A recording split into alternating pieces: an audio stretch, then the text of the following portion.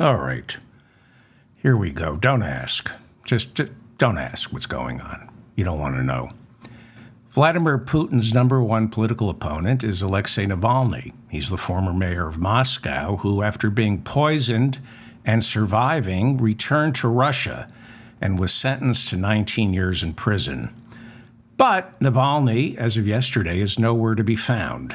Lawyers for Navalny say they have tried to meet with him, but the Russian prison where he's supposed to be says they've lost him. The people in charge of the prison camp say Navalny is not even listed as an inmate. Lawyers for Navalny say they checked with other prison camps in the immediate vicinity to see if he had been transferred, and none of those camps have any record of him. Navalny is believed to have gotten sick from being kept inside solitary confinement with little to no ventilation or food.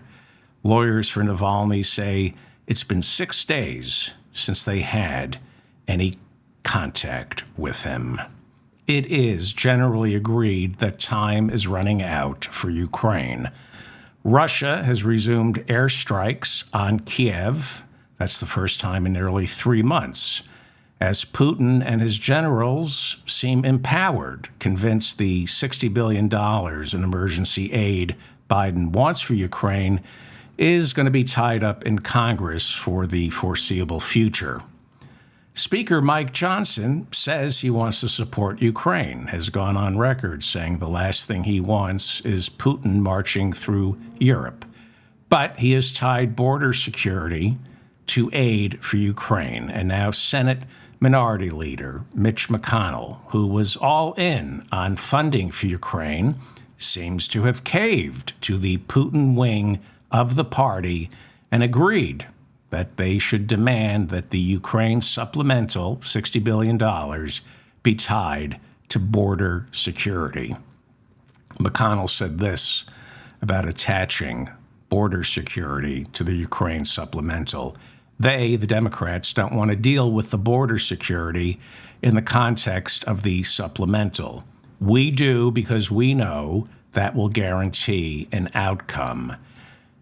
Guaranteeing an outcome means it's hostage taking. That's what it's called in Congress. If the Democrats want Ukraine funding, then they have to also vote for border security. It's hostage taking. The problem is border security is impossible to get passed.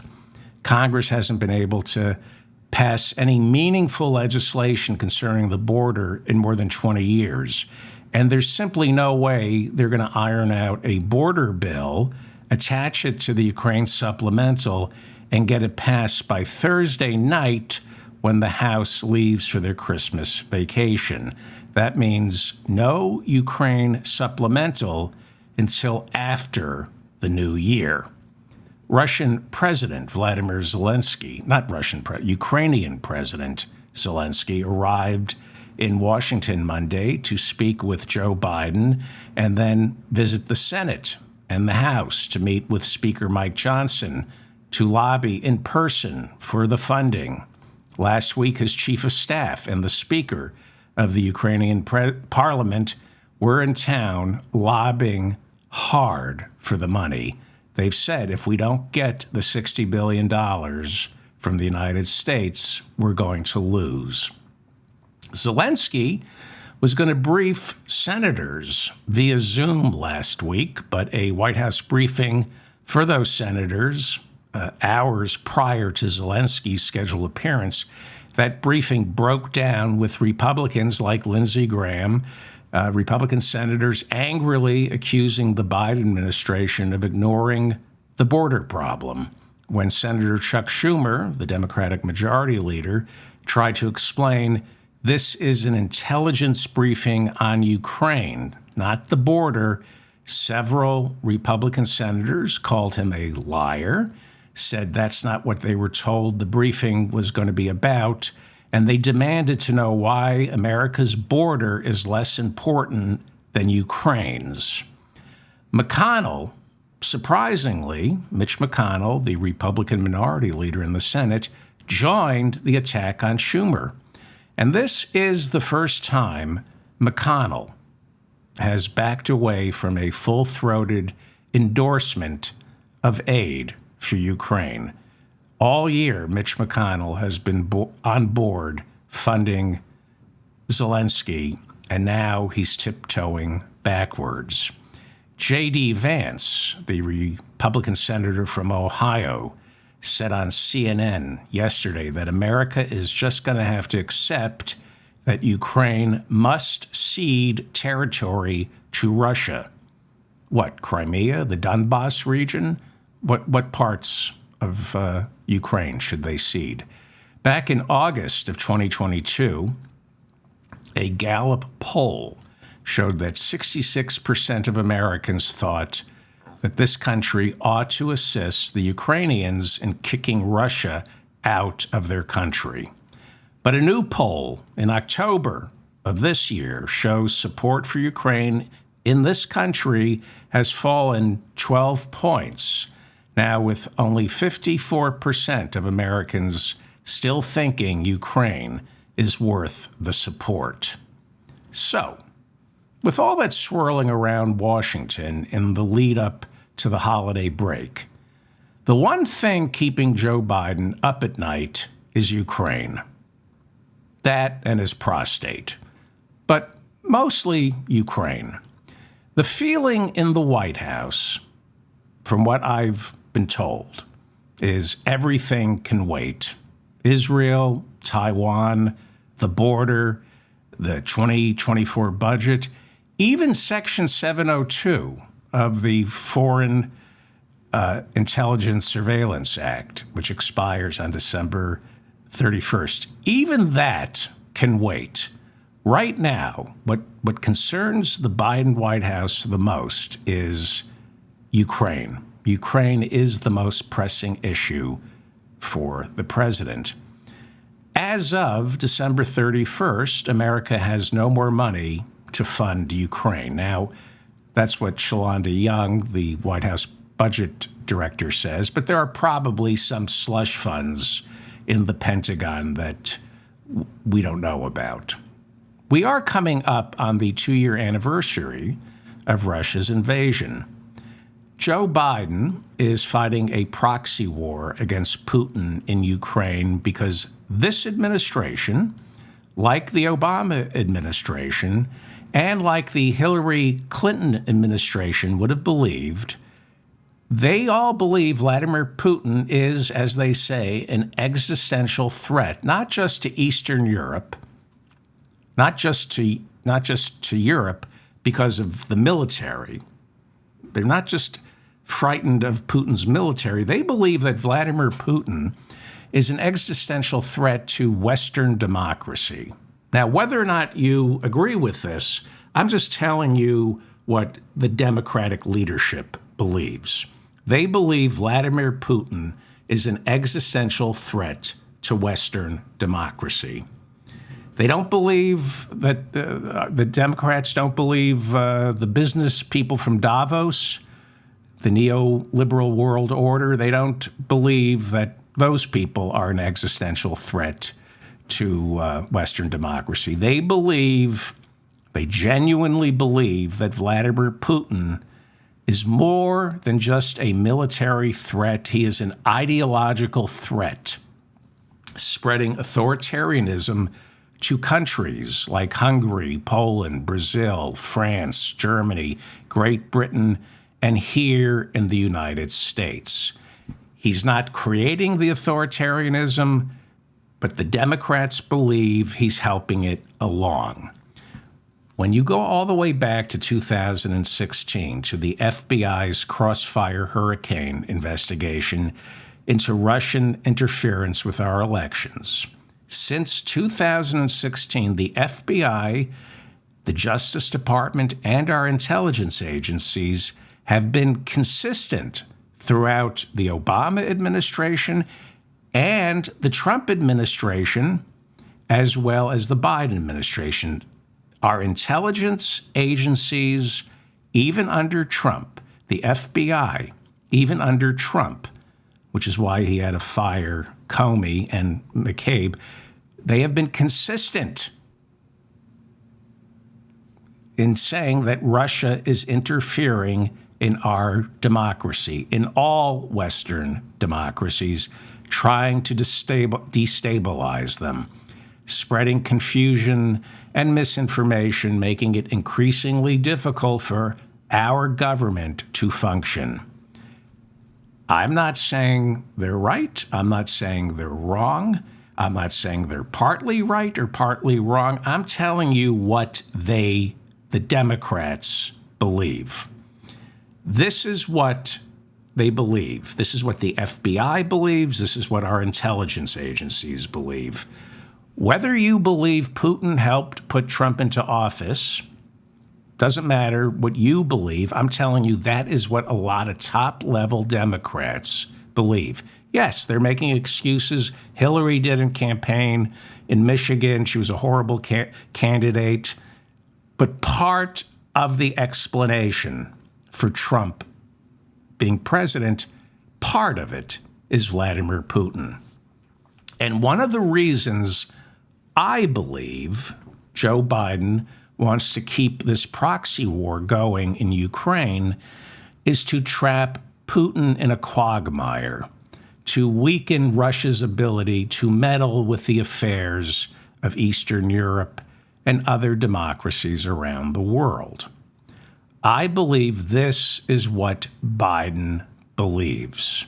Fight Putin in Ukraine so we don't have to fight him in Eastern Europe, Western Europe, or right here in the United States, not militarily. I don't believe Biden is worried that Putin is going to invade Western Europe or America. What he's concerned about is the sub rosa massive cyber war taking place between Russia and the Western world. It's something that we can't see, smell, or feel, but it's going on. The Biden administration and the Democratic leadership believe Putin is working to destabilize this country as well as other Western democracies, move them towards the right, towards authoritarian regimes. Why? Because authoritarian regimes would be more sympathetic to Russia, and they would be less sympathetic to a pluralistic hegemony like the United States of America. Republicans are increasingly open these days about not wanting to support Ukraine. They found their voice. It's been almost 2 years, but it's emerging. They were kicking and screaming on the first rounds of emergency supplementals for Ukraine, but the Russians are finding their voice in support of Putin.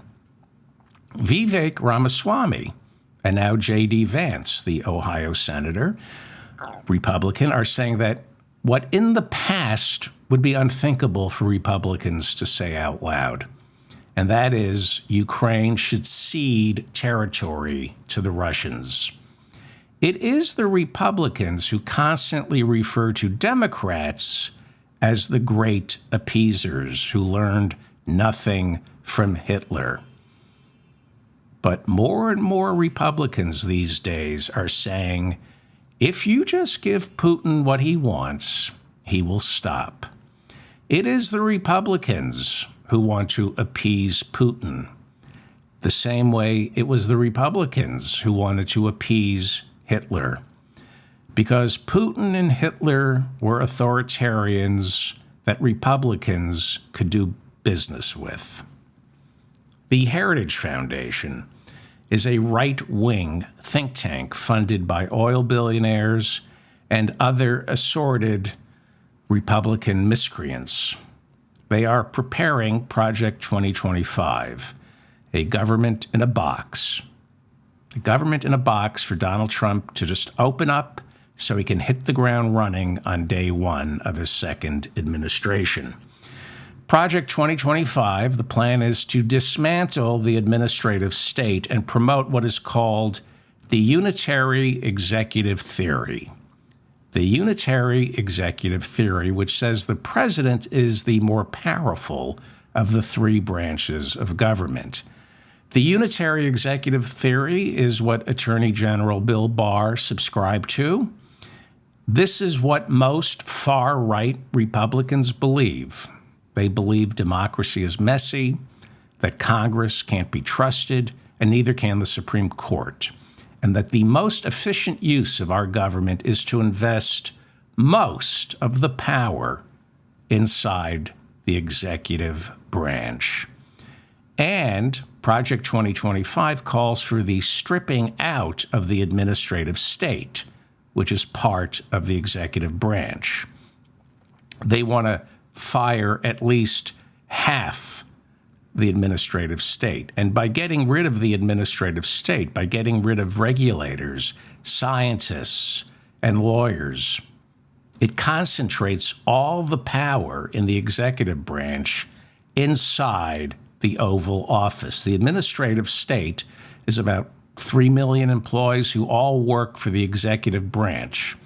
The Heritage Foundation wants Donald Trump to fire half the administrative state so that all the decisions emanate from the Oval Office. It allows a president to rule by decree rather than being forced to run every executive order through a series of checks through the appropriate agencies. Before a president issues an executive agency, he's got to look into, before the president issues an executive order, he's got to run it by the appropriate agencies. If it's going to be about gun control, you got to go speak to the Firearms Administration. This is authoritarianism. This is the concentration of power inside the Oval Office, not just the executive branch, inside the Oval Office, so the president can act unilaterally. It is the unitary, what is it? I wrote it down. I have a block. The unitary theory of the executive branch, what is it called? Let me just double check. You can correct me. Hang on. Unitary executive theory. That's what it's called. I got a lot on my mind.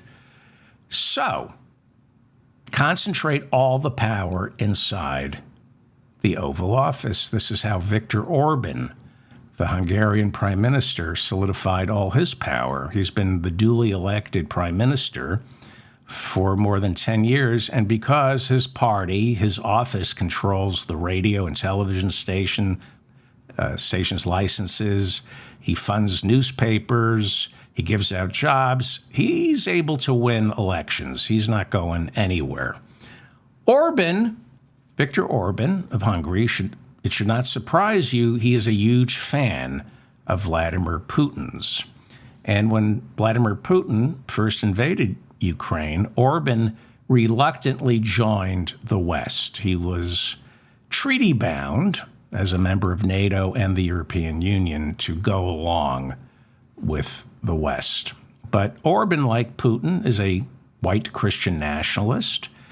Like Putin, Orban demonizes the LGBTQ community, cracks down on speech, and over the years, the European Parliament has voted to discipline Hungary over Viktor Orban's undermining of democratic values.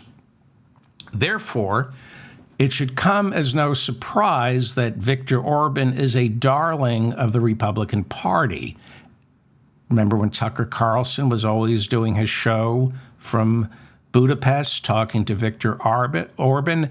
It's why Viktor Orban spoke at CPAC 2 years ago and received a standing ovation after a speech in which he insisted the West must protect its Judeo-Christian principles, a speech that said the LGBTQ community is the enemy of Judeo-Christian principles.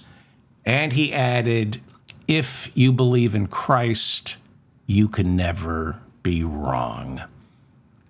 During Sunday's inauguration of Argentine President Javier Milei, President Zelensky of Ukraine walked up to Hungarian President Viktor Orban to know if he still had Hungary's support.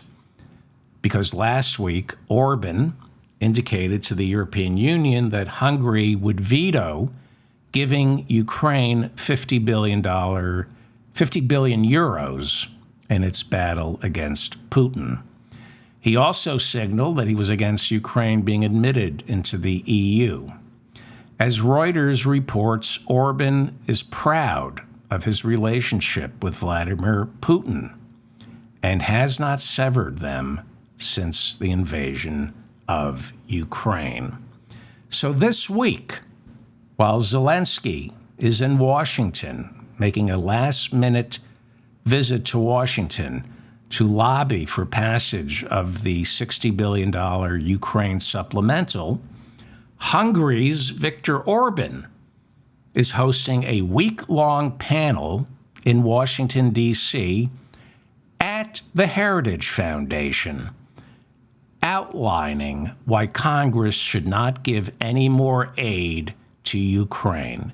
Viktor Orban says he will veto any more funding for Ukraine that comes out of the EU. And now he is hosting a week-long panel in Washington, D.C. No, it's a two-day panel. Sorry, I got that wrong. A two-day panel in Washington, D.C. at the Heritage Foundation, explaining why Republicans should vote against the $60 billion supplemental for Ukraine. According to The Guardian, representatives from Hungary will be meeting with Republican lawmakers on the Hill in closed-door sessions, urging them to block aid for Ukraine. So they're lobbying, and then there's this two-day event at the Heritage Foundation featuring speakers from Hungary's CPAC. There's a thriving CPAC in Hungary, and they'll be explaining why aid to Ukraine puts America last. That's what they say. Aid to Ukraine puts America last. The Heritage Foundation's lobbying arm has been fighting more aid to Ukraine all year. They've been against it all year. This is the Heritage Foundation. This is, they helped Donald Trump fill his cabinet, along with the Federalist Society, find Supreme Court justices, and the Heritage Foundation with Project 2025 is vetting employees of the Trump administration as we speak. They want to hit the ground running. The Guardian reports that Viktor Orban, the Prime Minister of Hungary, has been promoting a transatlantic alliance, pushing for Christian nationalism, a hardline stance on immigration, pushing back on the LGBTQ community's agenda, and most importantly, opposing anyone who claims Orban, the Republicans, or Trump are moving the world towards anti-democratic authoritarian rule. That's part of the agenda, to deny that Orban is an authoritarian, to deny that Trump has authoritarian impulses. I'm not going to even dignify what Trump has been saying about what he's going to do on day one. So we live in a republic, not a democracy. In a republic, we don't vote on issues. We rely on professional politicians to make decisions for us. We don't vote on issues. We vote on the men and women to vote on those issues for us. Now, the issue for me when it comes to Ukraine is complicated.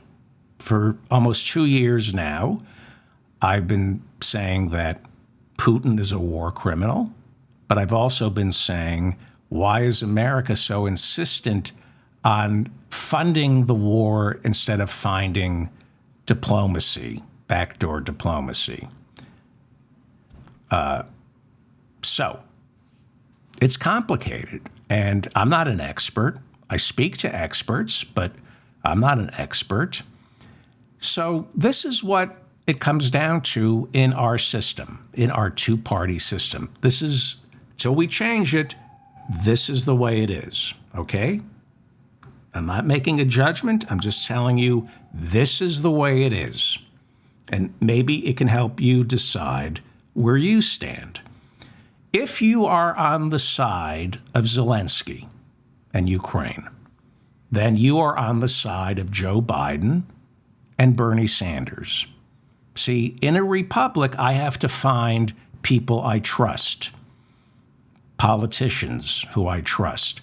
I trust Bernie Sanders. Joe Biden, not as much as I trust Bernie Sanders, okay? There are a couple of lawmakers who I make my decisions based on what they believe. Bernie Sanders said last week, quote, "It is imperative that we support Ukraine's valiant effort to defend itself against Putin's invasion. If Ukraine falls, it will be a signal to Putin that he can continue to expand his authoritarian aggression against democratic nations," unquote. That's Bernie on the Ukraine supplemental. Bernie says we need to support Ukraine immediately. Okay? I also am on the fence with Benjamin Netanyahu and Israel, and I don't know, you'll notice I've been a little cagey here, not sure what I believe. I know what I feel, but I'm not sure what I believe. Bernie says no support for Israel. He's against funding Israel. He's for $4 billion in humanitarian aid, and he just announced that he's against giving Benjamin Netanyahu $10 billion worth of weapons. So if you're trying to make a decision on where you stand, it's good to know where Bernie stands. And by the way, one of the reasons Bernie is so important and so beloved and so great is he didn't come out with his position immediately on Israel. You don't have to have an opinion while something is going on. You can study it and then come up with an opinion. But he supports Ukraine, and I'm talking about Ukraine on today's show. I'll get to Israel later in the week. So, if you're against supporting Ukraine, if you're against $60 billion going towards Ukraine, then if you're against it, you're on the side of Viktor Orban, the Heritage Foundation, J.D. Vance, Vivek Ramaswamy, and most members of the Freedom Caucus.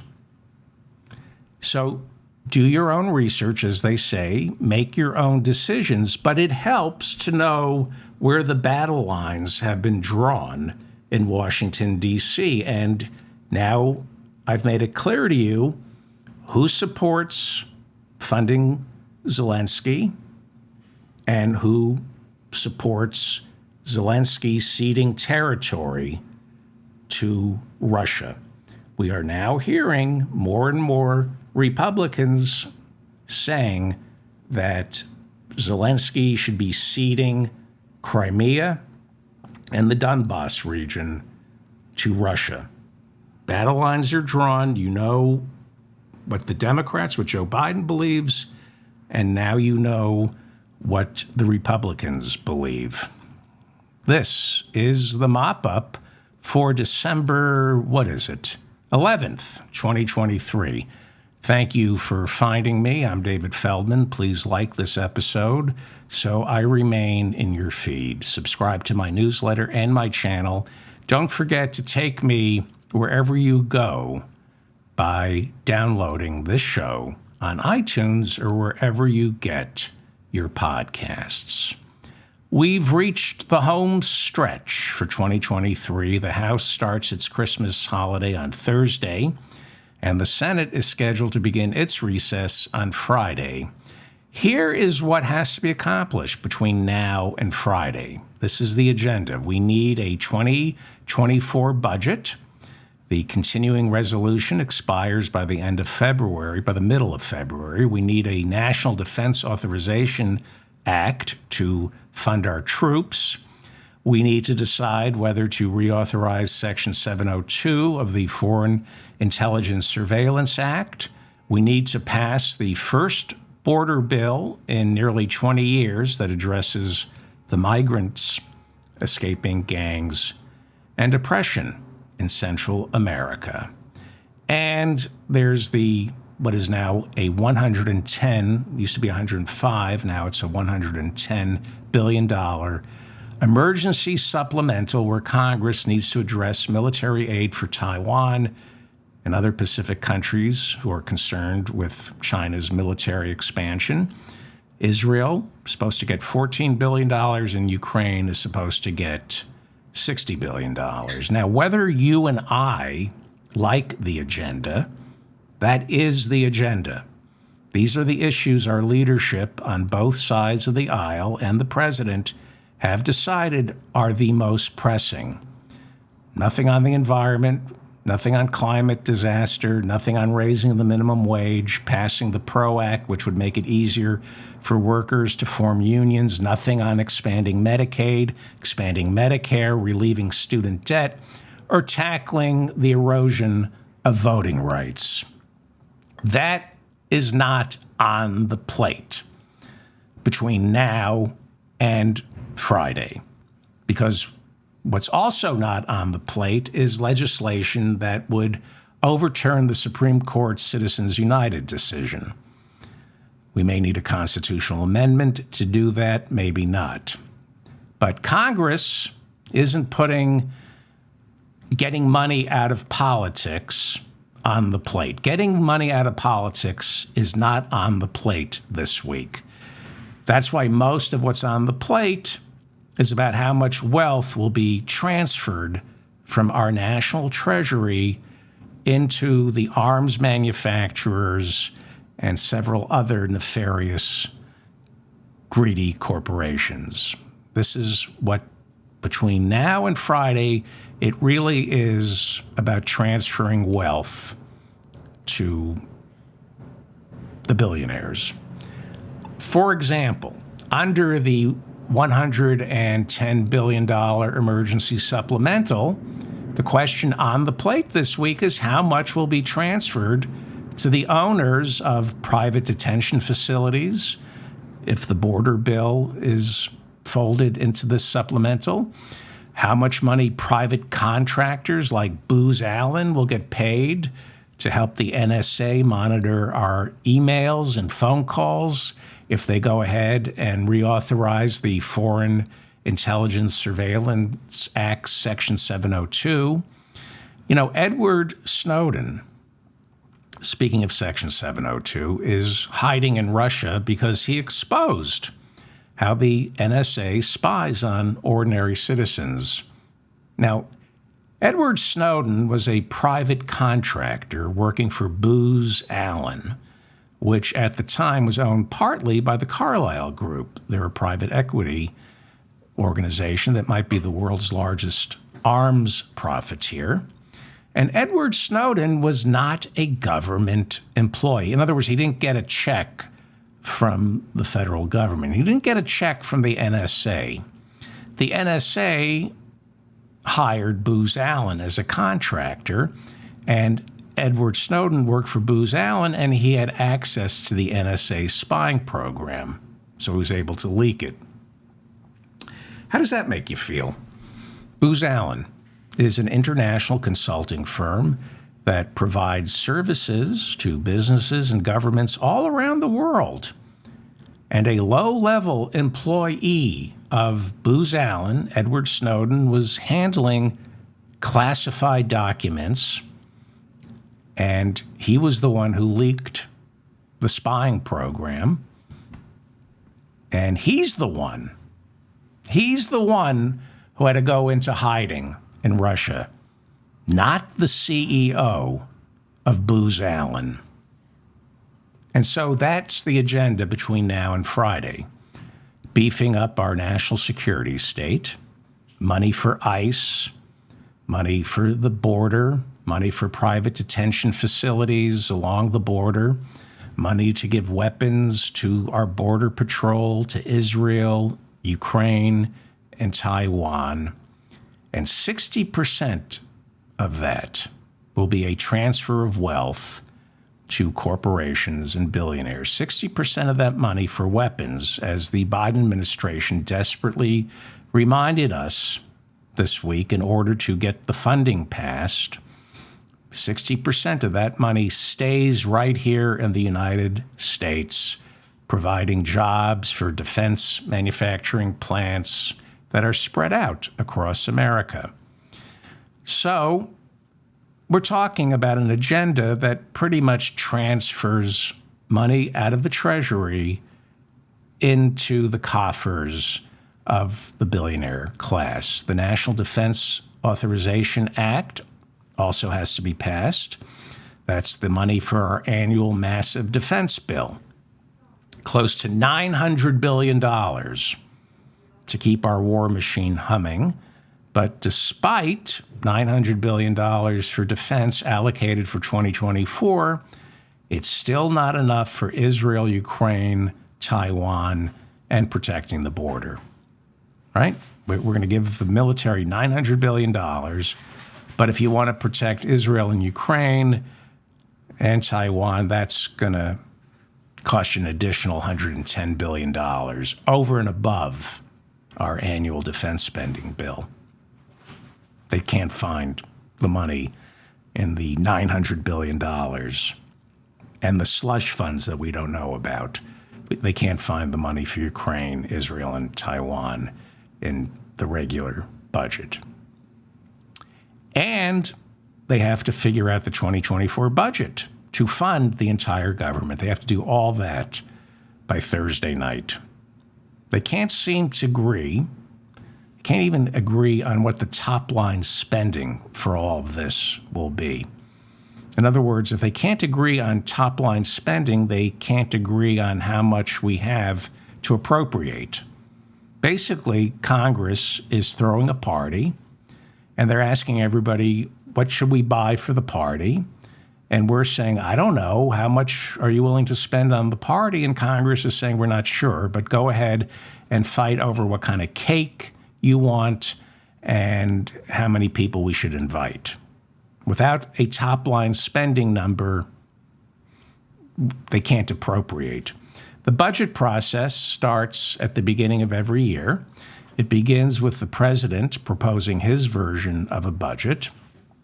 President Biden, at the beginning of the year, proposed a $6.9 trillion budget. Now, it's time for everybody to take a nap. Okay, this is going to get really boring. So you may want to stop listening because it's going to get really boring. In the budget, there is what is called discretionary spending and mandatory spending. I hear these terms thrown around like I'm supposed to know what they mean. Some of you know what it means. And if you're like me, you once knew what it meant, you forgot what it meant, you looked it up, so you knew what it meant, and then you forgot what it meant, and then you looked it up again. It's hard to remember this stuff because the people in charge of the budget process don't want us to participate, so they keep it confusing. Let me remind us how the budget works. Let me go full screen here.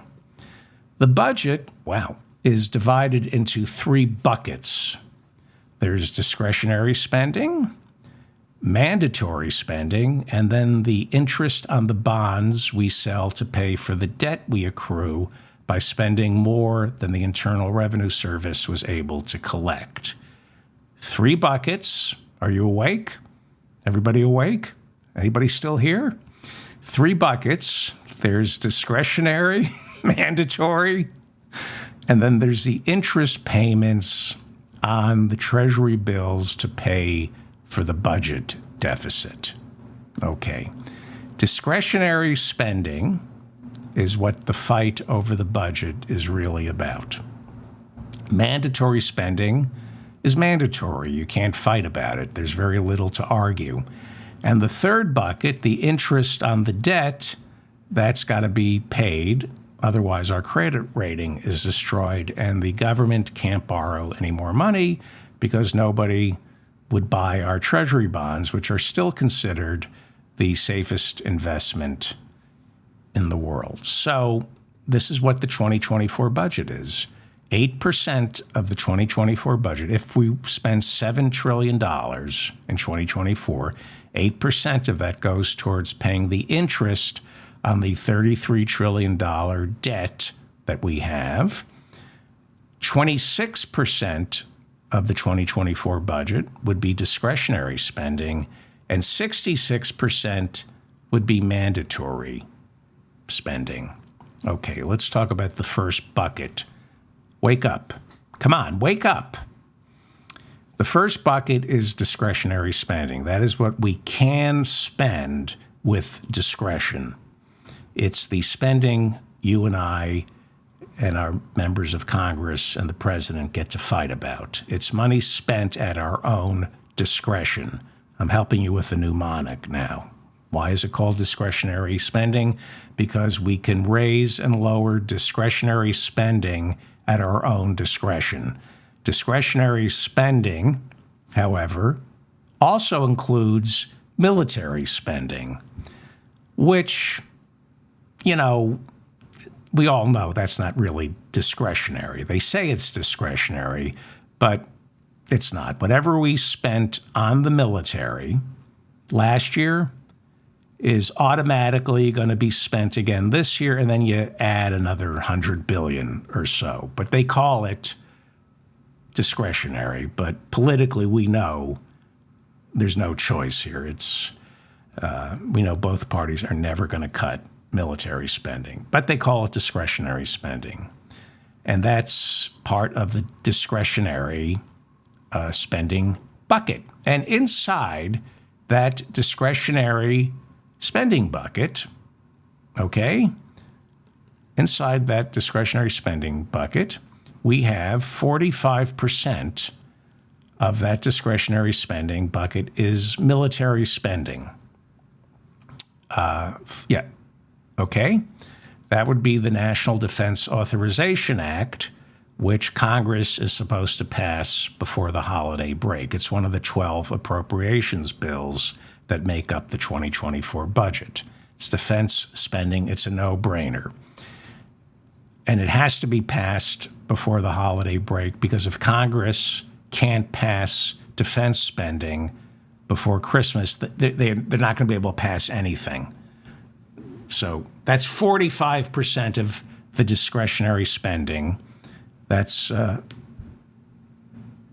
military. And right there, the arrow points to discretionary spending. That's 55% of discretionary spending is non-military. 55% of discretionary spending is non-military. And that right there is what all the fighting is about. What we spend on keeping the government running, paying the salaries of the millions of federal employees, or some call it the administrative state, that's the big monster Republicans want to dismantle. Non-military discretionary spending, 55% of discretionary spending.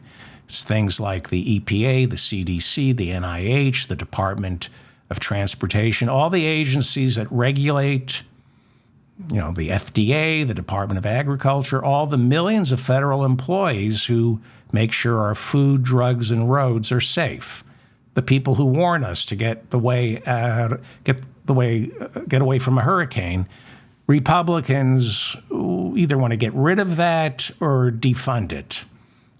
The Justice Department, the FBI, and of course the Internal Revenue Service, that's all in that 55% discretionary bucket. That's the non-military bucket of the discretionary funding.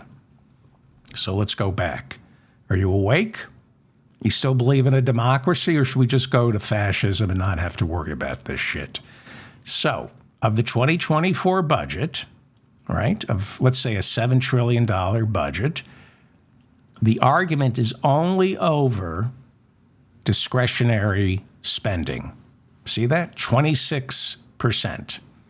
That's it. There's the mandatory spending, that's 66%. There's no argument there.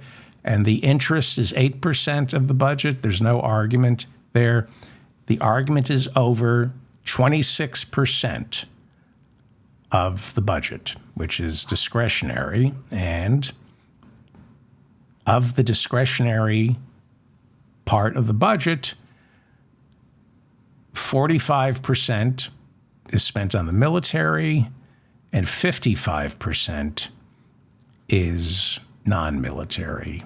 So nearly half of the 26% of the entire budget is military, 45%. And so all the fighting and the arguing right now is pretty much over the 50% of the 26% allocated for discretionary spending. So basically, we're arguing over about, let's say, 14% of the entire $7 trillion budget. The rest is spoken for. You know, the military is non-negotiable. So they're arguing right now about 14% of the entire budget, because 66% of the entire budget is what is called mandatory spending. This is discretionary spending, but it's mandatory spending. Discretionary spending, mandatory spending. Now, the budget, are you awake? Everybody awake? Is anybody here? The budget process, the 12 appropriations bills that make up the budget, is for the most part thought out in the discretionary spending bucket. But discretionary spending, like I said, only makes up about 26% of the entire budget. So, where am I? The other bucket is the 8% for interest, and that I'll try to explain. We have a $33 trillion debt. So when we run budget deficits, when we spend more money than the Internal Revenue Service collects in taxes, we're running a deficit, which is different from the debt. We have a budget deficit.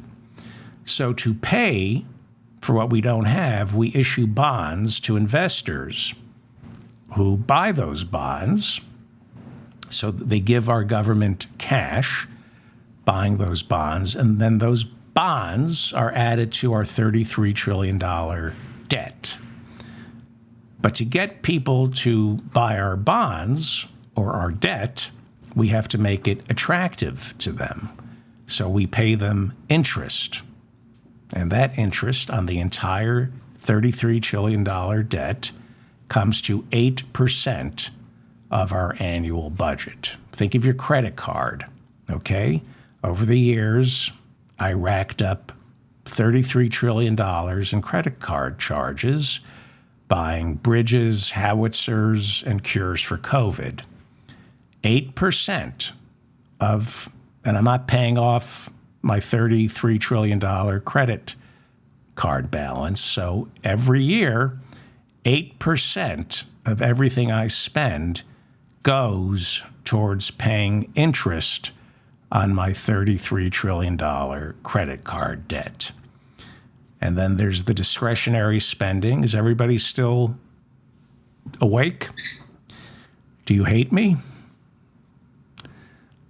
This is what's going on in Washington. This is what's going on. It's boring, but it's important. It's like, it's life or death. It is. It's life or death. So there's discretionary spending. That's the There's discretionary spending, there's the interest on the debt, and then the last bucket is mandatory spending. So let me get to mandatory spending.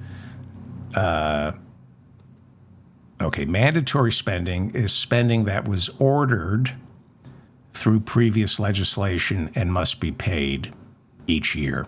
That's mandatory spending. That would be Medicare, Medicaid, Social Security, SNAP, that would be the food stamps benefits, unemployment insurance, the earned income tax credit, and temporary assistance to needy families. That's all in the mandatory spending bucket. Mandatory spending is supposedly untouchable. It's considered the third rail. But Republicans are constantly trying to touch it. They want to cut SNAP benefits as well as temporary assistance to needy families. They will always fight cost of living adjustments on Social Security and are desperately trying to cut spending on Medicare, except when it comes to giving Medicare the power to negotiate drug prices. Republicans want to cut spending on Medicare, but they never, ever want to cut what Medicare overpays Big Pharma for the big ticket drugs, because Big Pharma is one of the Republican Party's biggest constituents. So that's mandatory spending, and that comprises 66% of our budget. That's the biggest chunk of spending, and they're really not arguing about that.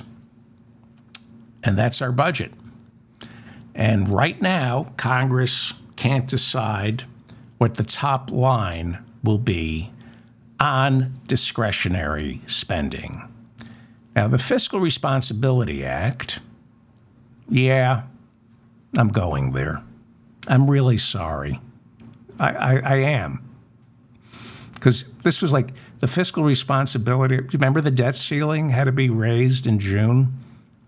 And we had to negotiate, and Biden and McCarthy, and the government was going to shut down, and everybody was going to get laid off, and we were going to default on the bonds. Remember that? I'm sorry, but we passed the Fiscal Responsibility Act back in June to lift the debt ceiling until January of 2025. And the Fiscal Responsibility Act from June,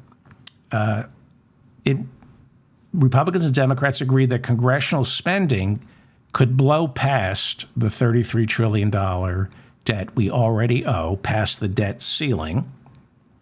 But Republicans and Democrats agreed that discretionary spending for the 2024 budget would be roughly $868 billion for defense and $703 billion for non-defense spending in that bucket of discretionary spending, right? And so, according to the Fiscal Responsibility Act passed in June, discretionary spending, $868 billion for defense, $703 billion for non-defense. Depending on whether you're using a Democratic calculator or Republican calculator, discretionary spending, the top line for discretionary spending, would be $1.6 trillion total if you're using a Republican calculator. If you're using a Democratic calculator, 1.7 trillion, 1.8 trillion. And that would be the top line for discretionary spending. What is the most we can spend this year is called the top line. And the 2024 budget was all ironed out in June with the Fiscal Responsibility Act, right? Which means the 2024 budget was supposed to be passed and initiated on October 1st of this year. Couldn't do it, even though we had a Fiscal Responsibility Act passed. Couldn't do it. So they keep passing these continuing resolutions while they still try to pass these spending bills. And yet they still can't agree on what the top line is. So no bills will be going into a conference committee before the Christmas holidays because they still can't agree on how much they're willing to spend. Now, if you're like me, if you're still awake, if you haven't unsubscribed to this channel, you hate this feculence. You're creative. You want to make things. You don't want to think about the costs. Your eyes are glazing over. My eyes are glazing over. It's like I'm directing a movie. I want to worry about the actors, the set design, the script, all the fun stuff that allows me to express my inner demons. Most people who go to Washington they want to do the culture issues. They don't want to do the nuts and bolts of democracy, which is spending. What you spend defines who you are. What you spend money on defines your values. But you don't want to think about that because you're creative. You let the bean counters fight me, but keep them out of my way. Here's the thing. It's the evil bean counters, and most of them are evil, who decide how much of our money goes to schools and how much goes towards bombs we don't need. It's a matter of life and death. The bean counters get to decide who lives and who dies. And the bean counters want you and me, they want our eyes to glaze over. They want us to be confused. So they invent terms like discretionary and non-discretionary spending, mandatory spending. They have their own exclusionary language to lock us out, to make us feel stupid, to prevent us from saying, "Where's my money, Henry? I want my money, Henry. Where's my money?" Oh, Danny boy. So I'm always fascinated by people like Johnny Depp. Is anybody still here? Okay, now it's going to be a little more interesting. I went through the budget process. I'm always fascinated by people like Johnny Depp or Nicolas Cage, Billy Joel or Elton John, superstars, incredibly talented actors, musicians who earned billions and then suddenly wake up to discover it's not just all gone, but they owe the government. Now, I don't know the specifics for Depp, Nicolas Cage, Elton John, or Billy Joel, but I do know at one time, after generating hundreds of millions of dollars, they woke up and discovered they were broke. And I don't know what their tax situation was, but I'm pretty sure it wasn't good. Usually, it always seems to be actors and rock stars. These people earn hundreds of millions of dollars only to discover one day they owe millions and millions of dollars. And I always ask, how is this possible? How do you go through 50, 100, $200 million? And if you ask their accountants or their lawyers, how does this happen? These smug pricks, these smug accountants and lawyers always have the same answer. How does it happen? Very easily. The accountants and lawyers blame their clients because they think of them as pampered prima donnas who have no concept of money. Whenever you read about a rock star, a musician, or an actor going broke, their business manager, their accountants, their lawyers always say, "What can I do?" They have no concept of money. Yeah, they have no concept of money. Other than being able to generate billions of it, they have no concept of money. See, the accountants, the lawyers, the bean counters, what they do is they circle the wagons and always blame their clients. None of them stole it. The lawyers, the accountants, the business managers, impossible to imagine that they stole it or overbilled. Impossible. It's always the client's fault. Because why are you blaming the clients? Because they were stupid enough to come to them and say, look, I'm really good at generating cash. Can you protect that cash for me? And then the lawyers and the accountants and the business managers and the money managers say, absolutely, you just stick to being creative. We'll steal all your money. And then after they steal it, they blame the victim for being bad with money. Wait, it gets worse. It gets worse.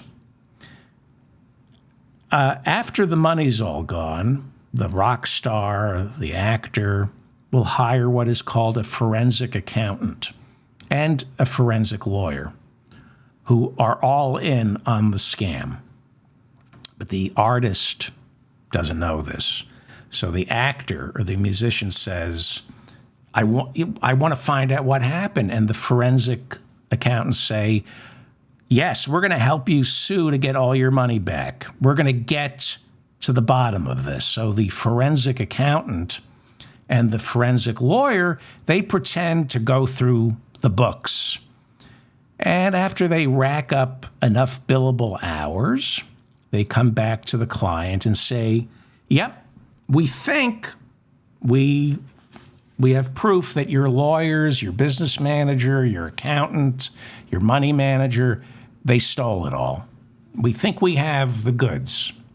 Oh, really? Okay. So how much did they steal and when can we sue? Well, here's the thing. It's going to end up costing you more than what was stolen from you to find out. Now, if you think I'm kidding, I'm not. They're wiped out. They bring in forensic accountants and lawyers and attorneys, and they say, yep, we have proof you were robbed. Okay, how do I sue? You really shouldn't sue, because that's going to cost you more than what was stolen. That's how these monsters operate. The trick is to steal just enough so it's worth it not to sue you. It's not worth it to sue. Just steal just enough so it isn't worth the billable hours to sue you. The accountants, the forensic accountants, the lawyers, the business managers, they're all in on it. It is a racket. But here's the good news. Remember on Saturday's show, I told you about Trump's expert witness in the civil fraud trial? New York University Stern School of Business research professor Eli Bartov, who testified on Thursday in the civil fraud trial, and he's going to be testifying either today or tomorrow, that he spent 650 hours reviewing the Trump Organization's documents and saw absolutely no evidence of fraud. He was the expert hired by Donald Trump's lawyers.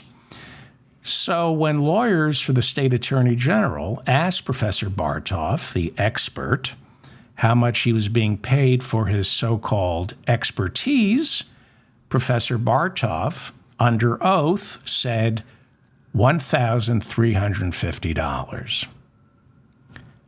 Not per week, not per day, per hour. And since he spent 650 hours pretending to review Trump's books, he was paid close to $900,000 for his expert testimony.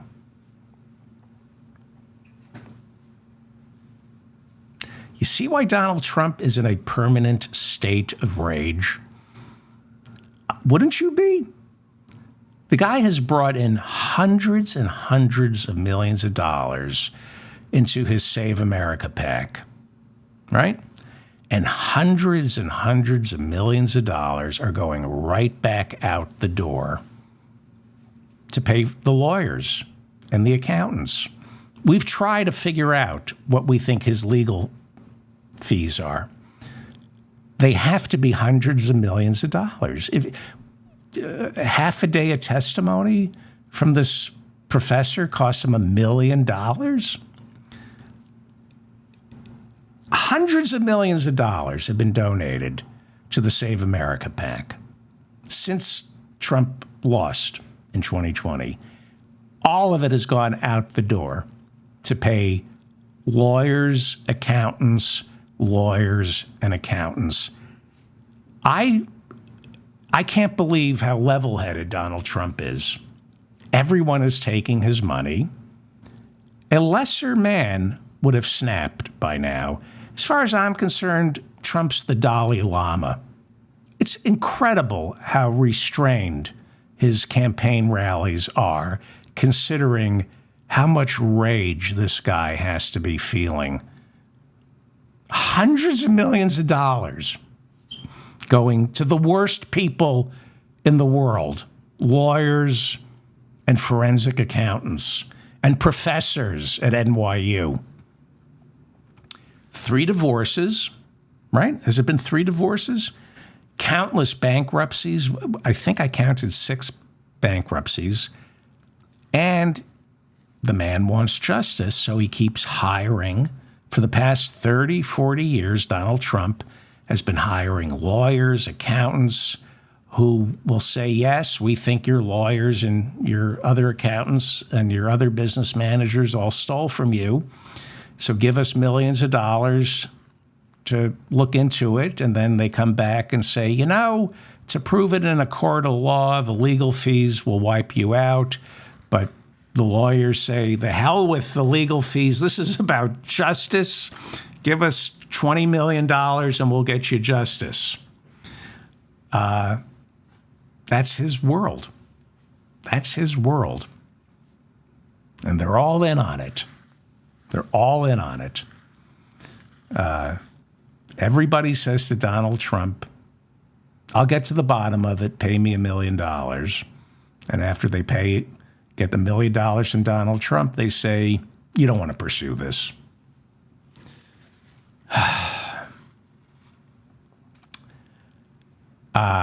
And it's all perfectly legal because it's lawyers and they write the laws, and it's accountants and they write the laws, and the laws are written so lawyers and accountants can steal your money. And you know who runs the Bar Association? Lawyers, accountants. Look how hard it's been to get Rudy Giuliani disbarred. He still hasn't been disbarred. His law license has been suspended in New York and Washington, D.C. It's other lawyers judging lawyers.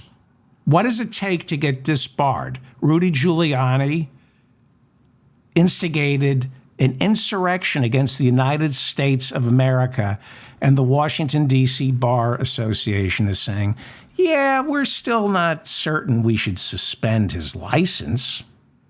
We don't know if that would be fair. And that basically is the budget process. That's the way it works. You and I pay our taxes, and each year the government has no money for us.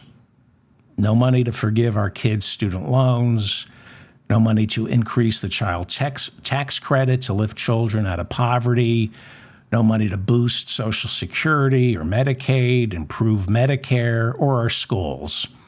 And when we ask what happened to all the money, the government accountants and the lawyers and whatever, they treat us like we're Elton John in the throes of a 1980s coke bender. They say, oh, you spent it all. All of it? You're telling me I snorted $300 million worth of coke? I should be dead. And the government just lies to us. And they say, no, you shoved it up your nose. Social Security and Medicare, all those entitlements. That's where it went, all those entitlements. That's what they call Medicare, Social Security, unemployment insurance. They call it all entitlements to make us feel like we're spoiled rich kids who have a sense of entitlement, to think that when we get old or sick or laid off from a job, that we should expect the money that we paid into Social Security, unemployment insurance, and Medicare to be there for us when we need it. That's a sense of entitlement to pay into all those programs. And then when we want to use it, we're entitled. It's our fault for having such a sense of entitlement. No, you stole it. The people who tell us that we have a sense of entitlement, they're the ones who are stealing it. For the defense contractors, for Booz Allen, all the government contractors stole it. The thousands upon thousands of lobbyists on K Street stole it. We know they stole it, but we have no idea how to get it back. No idea, because the American people have been infantilized when it comes to the budget process. Don't worry your pretty little head. You just keep generating cash and sending it each year to the Internal Revenue Service. And we've got people, smart people, to make sure it's all taken care of. Essentially, you and I are Johnny Depp without the Amber Heard. At least Johnny Depp got to hang out with Amber Heard. We get nothing. Our tax dollars are sacred. That's our money. And if you don't give it to the government, they'll just take it. The government will take your car, your home, your kidney. They'll seize your bank accounts, but not before tacking on interest. It's your money. It's your government. And they keep us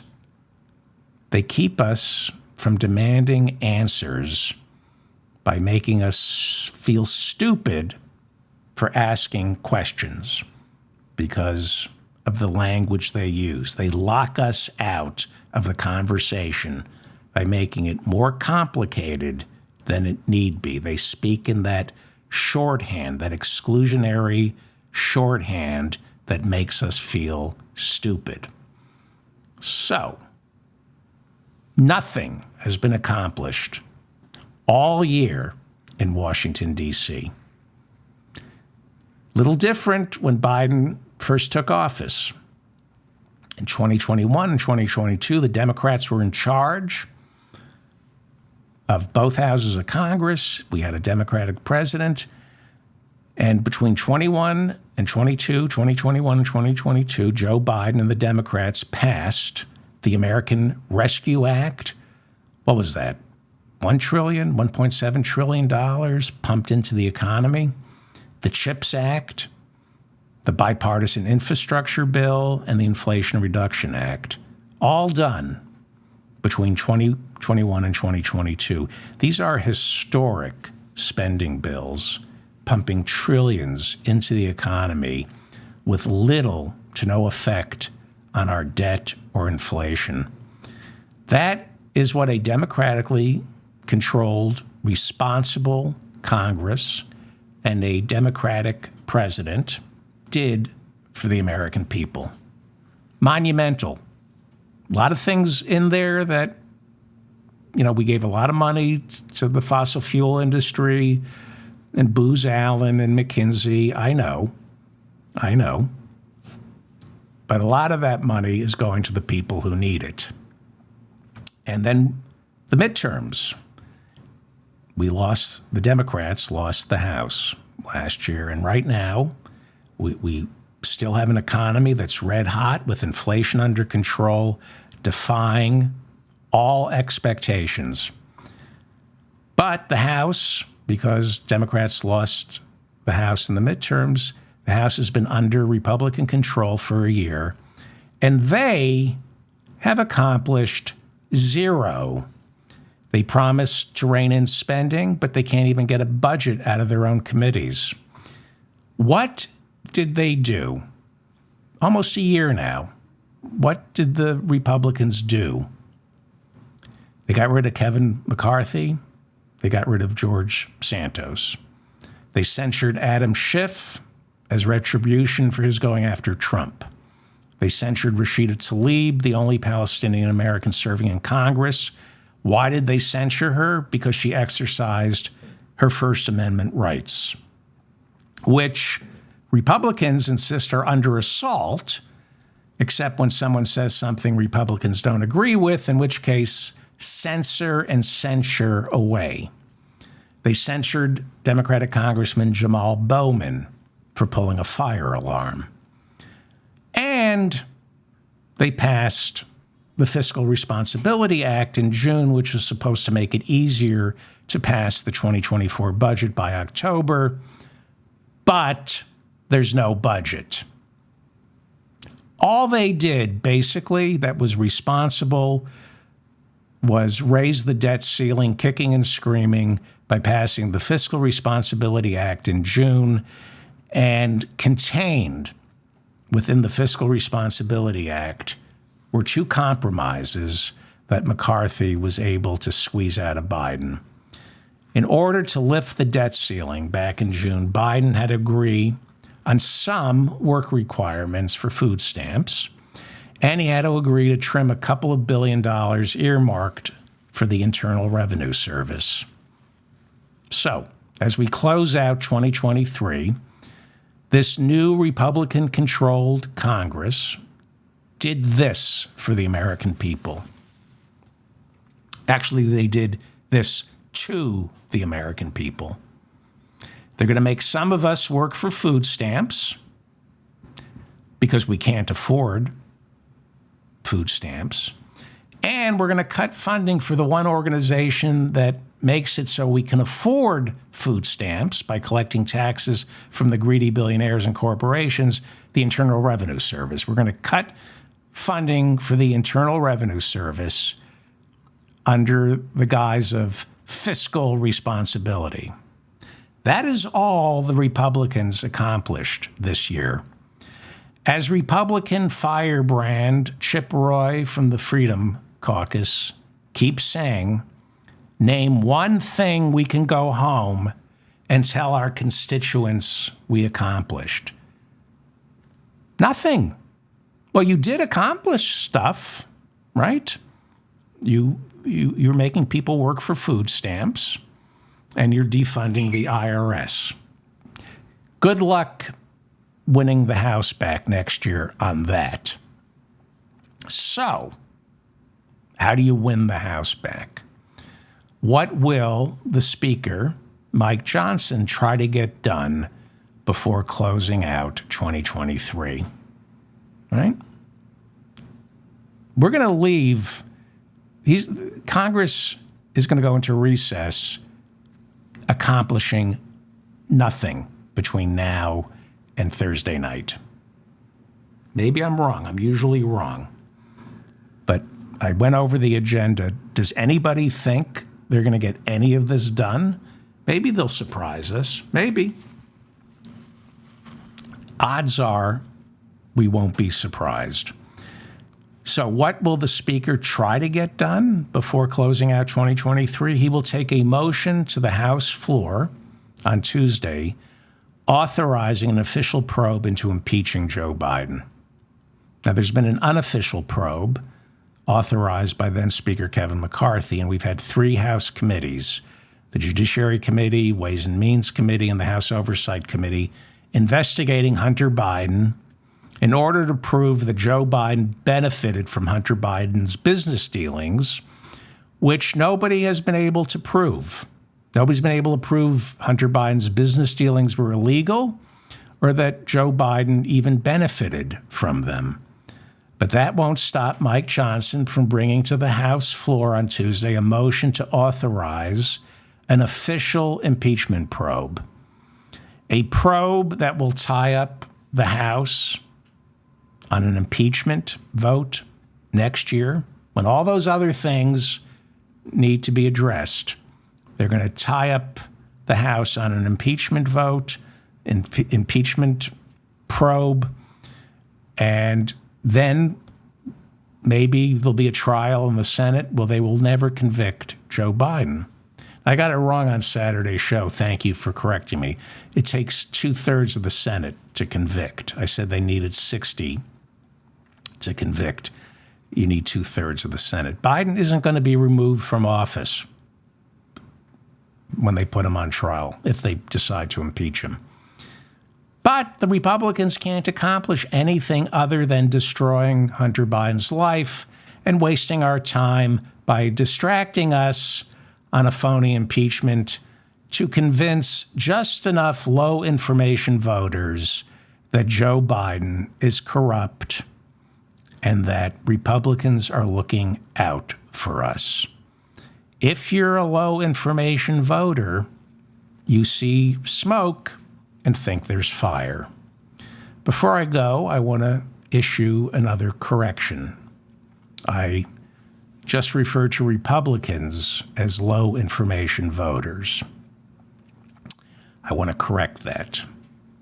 When you consider that they're going to spend $7 trillion on the next budget, our money, when you consider that most of that money will be spent on bombs that the military doesn't need, subsidies for big ag, big pharma, big oil, and of course the health insurance companies, when you consider that most of that $7 trillion will be spent subsidizing food that kills us, subsidizing drug companies that kill us by overcharging us for the drugs that we need, drugs that we are subsidizing the fossil fuel industry, destroying our planet, subsidizing the health insurance companies that are killing us. We subsidize. We give hundreds of billions of dollars to the health insurance companies in our tax dollars. I'm not talking about out of pocket. The government is giving hundreds of billions of dollars to the health insurance companies. When you consider that most of the $7 trillion that we're going to spend in 2024 goes towards all the people who are killing us, including the gun manufacturers. We subsidize the gun manufacturers. The same people who sell AR-15s to serial killers, those are the same companies that get money from our military. Our military buys the AR-15s from the same people who sell those AR-15s to serial killers. When you consider that most of that $7 trillion go to the corporations and billionaires who are killing us, I have to apologize for saying it's the Republicans who are low information voters. Not just the Republicans. The fact that we allow this, that we don't demand a say in the budget process, the fact that we don't demand a budget process that is simple and easy to understand, then all of us are low information voters, not just Republicans. In fact, we're worse than low information voters. We are damn fools. I'm David Feldman, reminding you to stay strong and protect the weak. Thank you for listening to this. I know it's dry, but what can I tell you? If you're still with me, if you're still with me, thank you for sticking it out. Now put it back in. Put it back in. Thank you to the mods, if they're still awake. Thank you to Bob and Autumn. And please subscribe to my newsletter as well as my channel. Please like this episode. That's the best way I can remain in your feed, is if you like this. And please share it. Maybe watch some of it over again so you're fluent in the budget process. Thank you. Saturday's show was chock-filled with gossip. It was all gossip. It was all sizzle. There was no substance to Saturday's show. It was nasty gossip. So even things out. Goodbye.